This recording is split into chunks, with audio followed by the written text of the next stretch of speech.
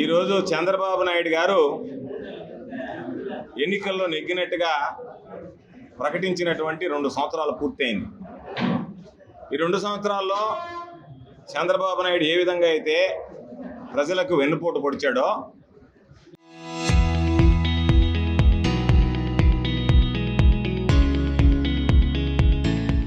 అదే పంతాలో మరొకసారి కోట మండల పరిషత్ ఎన్నికల్లో తెలుగుదేశం పార్టీ ప్రజాప్రతినిధులకు వెన్నుపోటు పడడం జరిగింది. ఇది రాజ్యాంగం ఎంత అపహాస్యం పాలవుతుంది అంటే, ఇది మండల పరిషత్ ఎన్నిక. 16 మందిలో 13 మంది వైఎస్ఆర్ కాంగ్రెస్ పార్టీకి సంబంధించినటువంటి అభ్యర్థులు గెలిచారు, 3 తెలుగుదేశం పార్టీకి సంబంధించినటువంటి అభ్యర్థులు గెలిచారు. అంటే కోట మండల ప్రజలు ఇచ్చినటువంటి తీర్పుకు భిన్నంగా ఏదైతే కోట మండల పరిషత్ ఉందో, ఇది వైఎస్ఆర్ కాంగ్రెస్ పార్టీ ఉండాలా, వైఎస్ఆర్ కాంగ్రెస్ పార్టీకి సంబంధించినటువంటి వ్యక్తి మండల ప్రజా పరిషత్ అధ్యక్షుడిగా ఉండాలి అని చెప్పి ప్రజలు ఇచ్చినటువంటి తీర్పును బేఖాతరు చేస్తూ, అపహాస్యం పాలు చేస్తూ, ఈరోజు మీ ఇష్టారాజ్యంగా మా దగ్గర గెలిచినటువంటి వాళ్ళు, మా గుర్తు మీద గెలిచినటువంటి వాళ్ళు, జగన్మోహన్ రెడ్డి గారు బీ ఫారం మీద గెలిచినటువంటి వాళ్ళని ప్రలోభ పెట్టి తీసుకువెళ్ళి ఈరోజు మేము గెలిచామనేటువంటి ఎంతకన్నా దిగజారుడుతనం, సిగ్గుమాలినతనం, పిరికితనం, దొంగతనం ఒకటి ఉండదనేటువంటిది ఈ సందర్భంగా తెలియజేస్తున్నాం. ఎందుకంటే ఈరోజు ఒక 3 నెలలకు సంబంధించినటువంటి ఎన్నిక. మేము ఎందుకు వచ్చాము అంటే, ఈరోజు రాజ్యాంగ స్ఫూర్తి ఏదైతే ఉందో, ప్రజాస్వామ్య పద్ధతిలో మా తరఫున గెలిచినటువంటి వాళ్ళని మీరు ఏ విధంగా తీసుకువెళ్తారు, ఏ విధంగా ఎన్నిక నిర్వహిస్తారు, ఏ విధంగా ఈ ఎన్నికకు సంబంధించినటువంటి విలువ ఉంది, దీనికి ఎటువంటి ప్రాముఖ్యత ఉంది, ఏ విధంగా మీరు మాకు సంబంధించినటువంటి వాళ్ళ దగ్గర బాహటంగా తెలుగుదేశం పార్టీ కండువలు వేసుకొని తీసుకొస్తారు. కాబట్టి మీరు గెలవలేనటువంటి వాళ్ళు, వైఎస్ఆర్ కాంగ్రెస్ పార్టీ కండువలు వేసుకొని గెలిచినటువంటి వాళ్ళు అధికారంలోకి వచ్చిన తర్వాత ప్రలోభాలకు లొంగి కొంతమంది స్వార్థపరులు మీ కండువాలు వేసుకుని వస్తే అది మీరు పెద్ద గెలుపుని చంకలు గుద్దుకుంటే అంతకన్నా దౌర్భాగ్యమైనటువంటిది మరొకటి ఉండదు. కాబట్టి అందుకనే మేము గెలుపోవటములతో సంబంధం లేకుండా, గెలుస్తామా లేదా అనేటువంటిది లేకుండా, ఈరోజు మాకు సంబంధించినటువంటి వాళ్ళని గత కొద్ది రోజులుగా చూస్తున్నాం. మీరు 3 అయితే, మా వాళ్ళు 13 మంది అయితే, 2 చనిపోతే 11 మంది ఉన్నారు. కొంతమంది పార్టీ ఫిరాయించినటువంటి నాయకులు ఎక్కడ అధికారం ఉంటే అక్కడికి పోయేటువంటి వ్యక్తులు ఉన్నారు. వాళ్ళతో పాటు కొంతమంది పోయారు. కొంతమంది ఎన్నిక ప్రక్రియ మొదలు కాగానే ఒక్కొక్కటి రంగు బయటపడింది. కాబట్టి ఈరోజు మేము కూడా ఒక నిర్ణయానికి వచ్చాం, మేధో మదనం చేసాం, పార్టీ కూడా ఒక నిర్ణయానికి వచ్చింది, జగన్మోహన్ రెడ్డి గారు కూడా ఒక నిర్ణయానికి వచ్చాడు. స్థానికంగా ఉండేటువంటి మా ఎంపీ గారు, ఎమ్మెల్సీ గారు, స్థానికంగా ఉండేటువంటి నాయకులు అందరూ కూడా మాట్లాడారు. ఖచ్చితంగా ఒకటే నిర్ణయానికి వచ్చాం. వెన్నుపోటుదారుడికి 1000 ఓట్లున్నా, నీతి నిజాయితీ కలిగినటువంటి వాడికి 4 ఓట్లున్నా, ఆ 4 ఓట్లు కలిగినటువంటి వాడికి రాబోయేటువంటి రోజుల్లో టికెట్ ఇస్తాం తప్ప, వెన్నుపోటుదారులని, కుట్రదారులని ఎవరైతే పార్టీ కష్టకాలంలో ఉన్నప్పుడు ఫిరాయించి అధికార పార్టీ వైపు మొగ్గు చూపించారో అటువంటి వ్యక్తులను మాత్రం విడిచిపెట్టేది ఉండదు. భవిష్యత్తులో వాళ్ళకి మరలా అవకాశం కల్పించేది ఉండదు. ఎవరు ఎన్ని రకాలు మాట్లాడుకున్నా, ఎవరు ఎన్ని రకాలైనటువంటి వాళ్ళకి అష్యూరెన్సెస్ ఇచ్చినా ఈరోజు చెప్తున్నారు మాకు అధికారం ఉంటేనే అంటున్నారు. అధికారం ఉంటేనే అనేటువంటి వాళ్ళు, అధికారం లేకపోతే బ్రతకలేనటువంటి వాళ్ళు. ఈరోజు ఆ రోజు మీరు చెప్పండి, అలా మేము అధికారం ఉన్నాం కాబట్టి మీ దగ్గరికి వస్తుంటే మేము ఇవ్వకుండా ఉండేవాళ్ళం. మా గుండెకి వస్తే జగన్మోహన్ రెడ్డి గారి, మా రక్తంకి వస్తే మాకు వైఎస్ఆర్ కాంగ్రెస్ పార్టీ అని మాట్లాడినటువంటి మీరు ఈరోజు ఇటువంటి దిగజారుడుతనాలకు పాల్పడితే దాని మీద నిలదీయాలి. గెలుపోవడంతో సంబంధం లేదు. ఎందుకంటే పార్టీకి మాకు కూడా గుణపాఠం రావాలి. ఎవరు మన, ఎవరు తన, ఎవరు నాటకాలు ఆడుతున్నారు, ఎవరు డ్రామాలు ఆడుతున్నారు, ఎవరు పార్టీ కోసం అంకిత భావంతో పనిచేస్తున్నారు, పార్టీ కష్టకాలంలో ఉన్నప్పుడు వైఎస్ఆర్ కాంగ్రెస్ పార్టీ జెండాను భుజాన వేసుకుని ఎవరు మోస్తున్నారు అనేటువంటిది మాకు తెలియాలి, మేము తెలుసుకోవాలనేటువంటి ఆలోచనతో ఈరోజు పెట్టాం. దీనితో అందరి విషయాలు బయటపడ్డాయి. ఏమి ఇబ్బంది లేదు. మండల పరిషత్ అనేటువంటిది, మండల పరిషత్ ఎన్నిక 3 నెలలు మా మండల పరిషత్, మేము దగ్గరగా 4 సంవత్సరాలు 9 నెలలు ఉన్నటువంటి వాళ్ళం. కాబట్టి 3 నెలలు మాకు లేనంత మాత్రాన జరిగేటువంటి లోటు ఏమి లే, జరిగేటువంటి నష్టం ఏమి లే. కాకపోతే చంద్రబాబు నాయుడు విధానం ఏ విధంగా ఉంది, చంద్రబాబు నాయుడు పరిపాలన ఏ విధంగా ఉంది, చంద్రబాబు నాయుడు చేసేటువంటి ఈ దుష్ట పరిపాలన, చంద్రబాబు నాయుడు నియంతృత్వం, చంద్రబాబు నాయుడు చేస్తున్నటువంటి వైఖరి, చంద్రబాబు నాయుడు వైఖరి, ఇవన్నీ కూడా తెలియాలనేటువంటి ఆలోచనతో ఈరోజు దానికి సంబంధించి మేమందరం కూడా, నేను అదేవిధంగా సిఈసి మెంబర్గా ఉన్నటువంటి శ్యాంప్రసాద్ రెడ్డి గారు, ఇక్కడ ఉన్నటువంటి మా గురుమూర్తి గారు, శాసన మండలి సభ్యులుగా ఉన్నటువంటి ఇన్ఛార్జిగా ఉన్నటువంటి మురళీధర్ గారు, మేమందరం ఒకటే నిర్ణయం తీసుకున్నాం. ఏది ఏమైనా సరే, కొంతమంది చెప్పారు అదట్ట ఇదిట్ట 2 నెలలు 3 నెలలు కాదు, 2 నెలల 3 నెలలు కాదు, రాజ్యాధికారంలో 2 రోజులైనా సరే మాకు ప్రజలు ఇచ్చినటువంటి హక్కుని ప్రజలు రేపు మమ్మల్ని ప్రశ్నించకూడదు. మేము మీకు ఇస్తే మీరు ఎందుకు పోరాడలేదు, మీరు ఎందుకు ఉదాసీనంగా వదిలిపెట్టారనేటువంటి మాట మేము వినకూడదు, వినిపించుకోకూడదు. అందుకనే ఆ పట్టుదలతోనే వచ్చాం. ఖచ్చితంగా ఈరోజు 100% జగన్మోహన్ రెడ్డి గారి నాయకత్వంలో ఎవరో ఎంతమంది వస్తే ఈరోజు వైఎస్ఆర్ కాంగ్రెస్ పార్టీ జడిసేది బెడిసేది ఏముండదు. అందుకనే మేము దడవమో బెడవమో స్థానికంగా ఉండేటువంటి నాయకులు కార్యకర్తలు ధైర్యంగా ముందుకు కదలండి, మీ వెన్నింటి మేము ఉంటాం. వైఎస్ఆర్ కాంగ్రెస్ పార్టీ వారసత్వం జగన్మోహన్ రెడ్డి గారి గుండె ధైర్యం అనేటువంటిది సందర్భంగా మీ అందరికీ మనవి చేస్తూ, ఖచ్చితంగా ఈ రోజు జరిగినటువంటి దాంట్లో ప్రజాస్వామ్య అపహాస్యం పాలైంది. ఇంతకన్నా దురదృష్టం చంద్రబాబు నాయుడు 2 ఏళ్లు పూర్తి చేసుకున్నటువంటి సందర్భంలో ప్రజలకు వెన్నుపోటు పడడం కాకుండా మరొక దుర్మార్గమైనటువంటి దానికి తెరలేపాడు. దానిలో భాగంగా ఈరోజు మేము వస్తున్నామని చెప్పి తెలిసి ఈరోజు వైఎస్ఆర్ కాంగ్రెస్ పార్టీ నాయకులు కార్యకర్తలు దడవకుండా బెదరకుండా అధికారంలో ఉన్నటువంటి తెలుగుదేశం పార్టీ కన్నా అధిక స్థాయిలో రోజు వైఎస్ఆర్ కాంగ్రెస్ పార్టీ శ్రేణులు రోడ్డు ఎక్కారు, మా వెంట నడిచారంటేనే జగన్మోహన్ రెడ్డి గారి ప్రపంచంలో రాబోయేటువంటి రోజుల్లో ఎవరు అడ్డుకోలేరు, ఆపలేరు అనేటువంటిది స్పష్టమవుతుంది.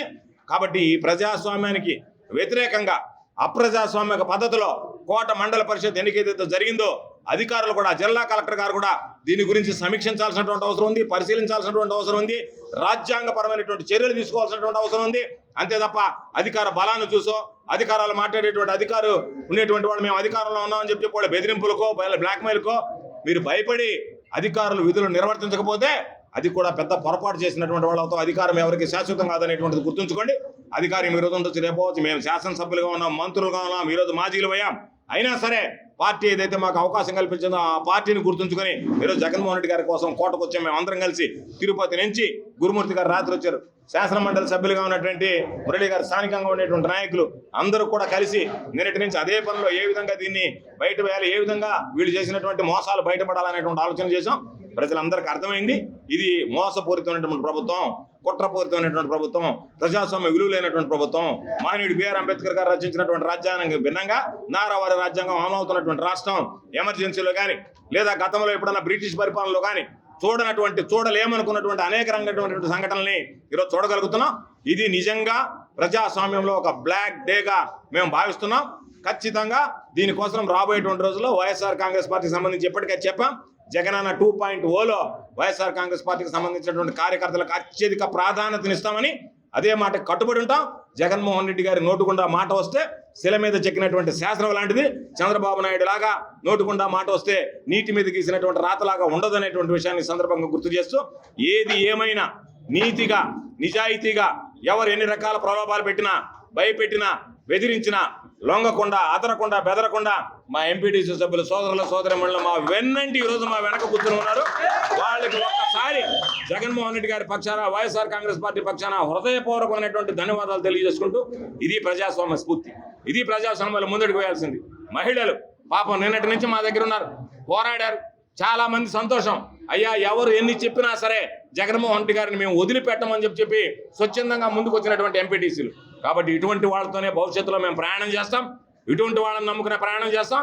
ఈ రోజు అయితే వైఎస్ఆర్ కాంగ్రెస్ పార్టీ జెండాను భుజాన్ని వేసుకుని వచ్చారో, మా ఎంపీటీసీలు ఎవరైతే నిలబడ్డారో రేపు ఏ అవకాశం వచ్చినా సరే వాళ్ళని మా భుజాల మీద వేసుకుని వేయడానికి సిద్ధంగా ఉన్నామని చెప్పి ఈ సందర్భంగా మనవి చేస్తూ, జరిగినటువంటి ఈ దుశ్చర్య ఏదైతే ఉందో దీన్ని ఖండిస్తున్నాం, గర్హిస్తున్నాం.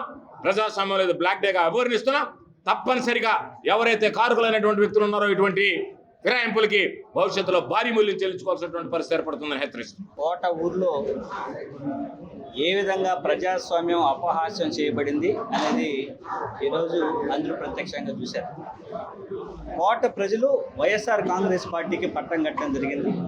వైఎస్ఆర్ కాంగ్రెస్ పార్టీకి సంబంధించినటువంటి మెజారిటీ ఎంపీటీసీ సభ్యులుంటే వాళ్ళని ప్రలోభాలకి గురి చేసి, వాళ్ళని భయభ్రాంతులకు గురి చేసి, ఈరోజు వాళ్ళని అపహరించి క్యాంపులు పెట్టి ఈరోజు ప్రజాస్వామ్యాన్ని అపహాస్యం చేసి ఈరోజు ఆ ఎంపీపీ క్యాండిడేట్ను కూడా రకరకాలుగా బెదిరింపులకు గురి చేయడం, అడ్డుకోవడం ఎన్ని మనం కళ్ళారా చూస్తూ ఉన్నాం. సో ఇది చంద్రబాబు నాయుడు గారి యొక్క రాజకీయ నైజానికి ఇదొక మచ్చు తునక ఈరోజు మనం చూస్తూ ఉన్నాం. ఈరోజు ఎవరు పార్టీకి లాయల్గా ఉన్నారు, ఎవరు పార్టీకి అత్యవసర సమయంలో రకరకాలుగా తప్పించుకుని తిరుగుతున్నారు, ఎవరు నిజంగా నిలబడి వైఎస్ఆర్ కాంగ్రెస్ పార్టీ జెండాని మోస్తున్నారు అనేది కోట సాక్షిగా గూడూరు నియోజకవర్గంలో తేటతెల్లమైంది. ఎవరైతే నిజాయితీగా పార్టీ పక్షాన్ని నిలబడతారో వాళ్ళకే రేపు పార్టీ అండదండలు కానీ రేపు ఏ పదవులు వచ్చినా వాళ్ళకే ముందస్తు అవకాశాలు ఇవ్వడం వైఎస్ఆర్ కాంగ్రెస్ పార్టీ చూసుకుంటుందని గౌరవ జగన్మోహన్ రెడ్డి గారు కూడా చెప్పడం జరిగింది. ఈరోజు మా పార్టీ జిల్లా అధ్యక్షులు కాకాని గోవర్ధన్ కూడా క్లియర్గా ఎక్స్ప్లెయిన్ చేశారు అన్ని సినారియోస్. సో ఇలాంటి నీచ రాజకీయాలకి మంగళం పాడే విధంగా గూడూరు నియోజకవర్గ ప్రజలు ఆలోచించాలని, వైఎస్ఆర్ కాంగ్రెస్ పార్టీ హయాంలో ఎన్ని అభివృద్ధి కార్యక్రమాలు, ఎన్ని సంక్షేమ కార్యక్రమాలు ప్రజల పక్షాన నిలబడినటువంటి వైఎస్ జగన్మోహన్ రెడ్డి గారికి మద్దతు ఇచ్చే విధంగా రేపు ఎలక్షన్లో ఖచ్చితంగా మళ్ళీ గూడూరు నియోజకవర్గ ప్రజలు నిలబడతారని మనస్ఫూర్తిగా కాంక్షిస్తూ, ఇలాంటి వెన్నుపోటు రాజకీయాలకి, ఇలా డ్రామా రాజకీయాలకి తెరజించే విధంగా, కనువిప్పి కలిగే విధంగా ప్రజలు తీర్పు ఉండాలని మనస్ఫూర్తిగా కోరుకుంటాం. వాళ్ళ బుద్ధి అంతా బహిర్గతం చేస్తున్నారు. ఎప్పుడు వక్రమైన ఆలోచనలతో, అన్యాయంతో, దౌర్జన్యంతో చెప్పిన మాటలు ఒక్కటి కూడా నిజం లేకుండా దౌర్భాగ్యమైన వాతావరణంలో ఈరోజు కోట ఎంపీపీ ఎలక్షన్ జరగడం దురదృష్టకరం. ప్రజా కోర్టులో ఎప్పుడు కూడా ఓడిపోతారు.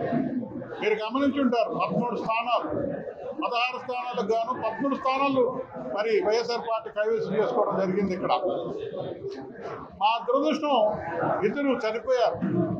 11 మందిలో మాకు ఈరోజు వక్రమైన మార్గంలో కాకుండా ఏ రకంగా ఆ పక్కకి వెళ్తారు? ఇంత దౌర్జన్యం ఎక్కడైనా ఉందా? ప్రజలు క్షమిస్తారా? ఇక 3 నెలల తర్వాత ఎలక్షన్లు ఉన్నాయి. ఈ 3 నెలలకే ఇంత దౌర్భాగ్యం చేయడం, ఇంత దిగజారుతనం గమనించారు ప్రజలందరూ. తప్పకుండా వాళ్ళు మంచి గుణపాఠం, కోలుకోలేనటువంటి గుణపాఠం రేపు స్థానిక ఎలక్షన్లో చూపిస్తారని కూడా నేను తెలియజేసుకుంటూ, మరొకసారి మా కష్టకాలంలో అండగా నిలబడిన మా ఎంపీటీసీలకు, నాయకులకు, ఈరోజు ఏం లేకపోయినా మా పార్టీ కోసం వచ్చిన ప్రతి కార్యకర్తకు, నాయకులు ధన్యవాదాలు, కృతజ్ఞతలు తెలియజేసుకుంటూ, భవిష్యత్తులో మా పార్టీ ఇంకా పటిష్టంగా ముందుకెళ్తుందని తెలియజేస్తున్నాను.